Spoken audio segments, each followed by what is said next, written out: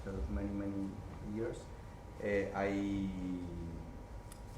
thought about a play that was like a take on the Divine Comedy by Dante, in which a person goes through the 9 circles of hell for a migrant. That would be similar to going through 9 different pubs. But I have the idea, but I didn't have an image, and shortly before coming here, I had that image, so this is how the play starts. I have written it all. It's pretty much the infatuation that Dante has with his love, Beatrice, at the Divine Comedy, but it's an Irish take on that. And I think that's not my computer, so I will not use the music at all. That's pretty much it. It's like a short play for 2 actors, and no further explanation is needed. But imagine that Fiorelisa is standing in the back, you know. Have you tried turning it on and off? I mean, off and on. I have. Nothing? Nothing. Oh, okay. Thank you for holding. The technicians will be available any minute now. Your call is incredibly important. Just wait a wee bit longer. Oh, for feck's sake, please stop with this music. Don't you have anything else to play? Sorry, it's part of the protocol. I can tell you my story if you want to. What do you mean, your story? Let me tell you how I got here. I was in the middle of the journey of my life. I found myself at the Seamus Heaney exhibition that has been on display at the National Library of Ireland for quite some time. Heaney is a nostalgic site who sings about very Irish things: the bog, disappearing customs, childhood, identity, political conflict, mythology, rain sticks, poetry itself, that kind of stuff.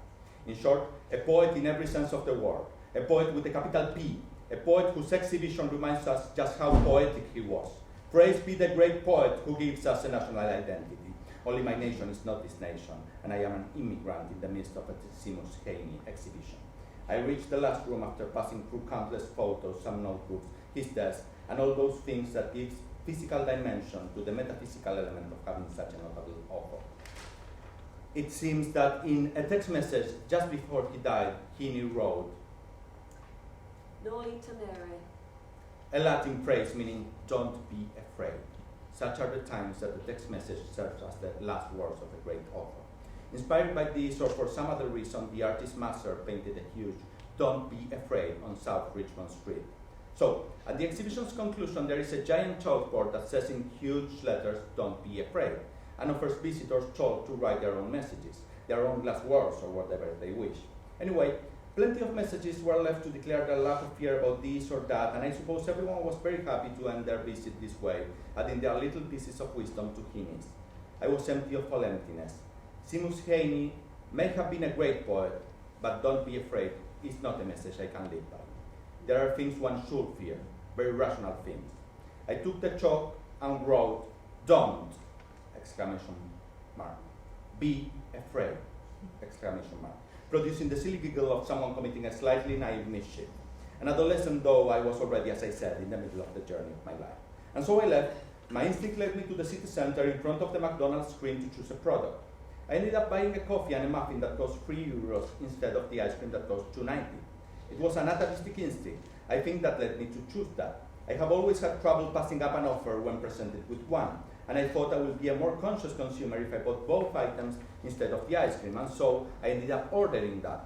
The person in charge of distributing the orders was calling out the numbers, and finally mine arrived.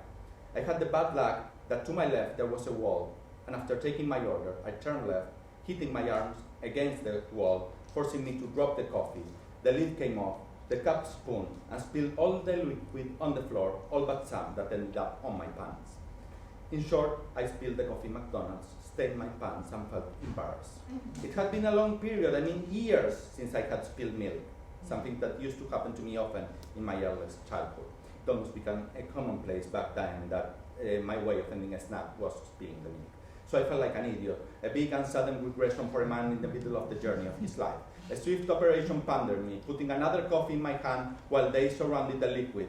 Caution, wet floor. And I left the counter with my stained pants, my shame, my coffee, and a red berry muffin in a paper bag to the bathroom. Entering with the coffee and the muffin bag into the bathroom wasn't ideal, but I went anyway. I thought the air would be tainted with people's excreta. but I wanted, yes, to wet my pants with water to remove the stain, believing that the coffee-water-pants combo would dissolve better than the coffee-pants duo.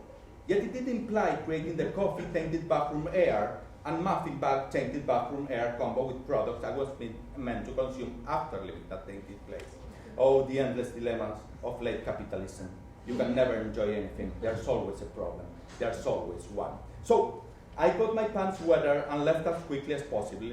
Luckily, finally some luck, the table next to the bathroom was unoccupied, so I sat there covered in my crotch. Was this all a punishment for my mischief? Is this Seamus Haney's vengeance? Who's to know? I am now waiting for the water and coffee in my pants to evaporate, remembering that I never wanted to buy that coffee in the first place. For the ice cream, if I could choose what I really wanted, would have been my choice. I drank it with hatred, chewing it more than sipping. It tasted generic, and the muffin tasted generic too. I was chewing nothingness, empty calories in a crowded McDonald's, and that's when it happened. Her. She was a local beauty, wearing a Juicy Couture tracksuit, that poor girl.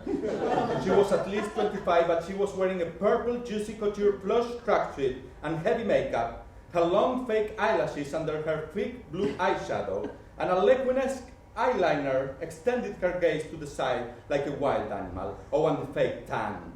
The glowing orange fake tan on her face. Oh, the mascara. Oh, the feeble attempt to hide the minimum trace of decay even before it appeared. Oh, fair lady, you couldn't hide it. Even with all your fashion choices, even with your makeup, even when you're carrying a Happy Meal that is meant for a child, a human being at least 15 years younger than you, oh lady, even when you're horrible, you're the most beautiful sight I have ever seen, and I know that we're destined to be together.